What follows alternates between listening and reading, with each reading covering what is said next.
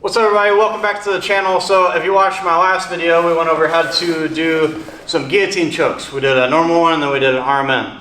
Now, most of the time, I find this with wrestlers and MMA fighters a lot. They don't let me lock my guard, right? They're really good about trapping this foot to where I can't get across. And as I try to lock this up, they're not really jumping over top of me, they're twisting. Now, if I do nothing about it, he just turns on top of me, boom.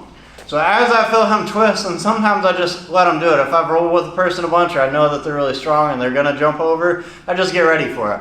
So as he starts jumping, I wanna grab him by his chin, right? When I grab him by his chin and he tries to turn, it helps me control his neck a little bit. Now just for extra, I wanna get control of this arm, right? So roll back that way. So as I start going for that guillotine and I feel like he's rolling, boom, I block him. Now, once I block him, I'm gonna push my chest forward and keep my chin tight. That way I can keep this arm pinned right next to his neck. This is gonna make it an easier transition to lock and grab my bicep compared to if you're too loose and then I try to go, he's gonna be gone if he's a strong guy. So I wanna go here and then get control, try to reach for your tricep. Now once I get this position, what I need to do is walk towards his legs. Watch what it does when I start walking, right? As I walk, look at his neck. That's putting pressure, that way when I start pulling, it's getting the finish. So I lock everything tight, start running, and if I can hook his leg, it's gonna make it even better. Now if you got somebody that runs in circles, you just follow them the whole time and squeeze until you get that finish. Now sometimes we go against somebody that's just too strong, right? Like trying to push up and I'm stuck. I don't wanna stay here forever because eventually he's gonna win that battle.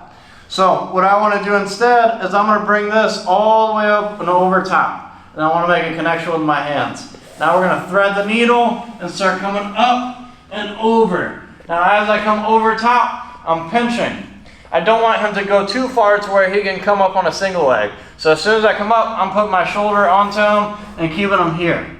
Now my next step is going to be lifting his head up in the air. As I lift, I shoot that arm through even deeper and then I grab. Now the key to this darce choke is I don't want to be low.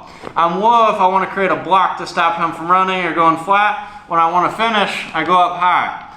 Now, we can stay here and squeeze, or you can turn and hook his leg, which gives you that same twist that the other one did, and gives me a little bit more pressure if the person's not tapping.